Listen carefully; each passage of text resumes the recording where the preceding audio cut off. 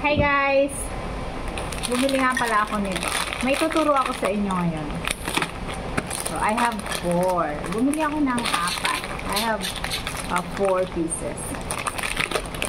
It's vegetable and cheese stick. Tuturo ko sa inyo ngayon kung paano siya buksan. Diba? It's amazing. I'm gonna teach you how to open this. Ganito lang yan, guys. So, kung nakikita nyo yan, diba, ganyan siya. Yan. Magkabila, meron yan. So, hahanapin lang ninyo kung nasan yung kulay black. Dito may kulay black dyan. Yan. Kulay black, makikita nyo. Eto, wala. Ha?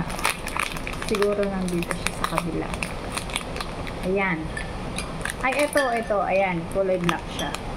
Diba? It's a black color.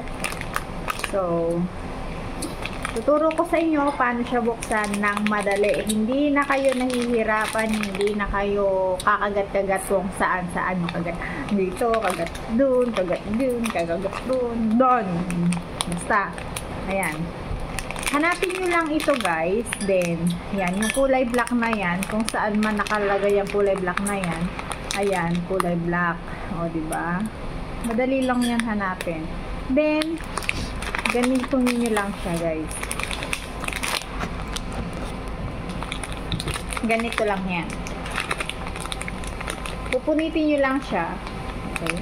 Diba? It's so easy. Okay? Punit lang siyang ganyan. Hanggang doon.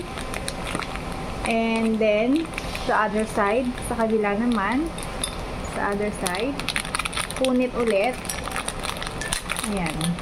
Kahit bata, kayang-kayang buksan to ng madali. Hindi na kailangan kagat-kagatin. Marami kasi akong nakikita yung mga kinakagat nila. Hindi nila kayang buksan ng madali. It's actually so easy na buksan. O, see? Nakuha ko siya kaagad. Nabuksan ko siya kaagad. Ayan, tikman natin.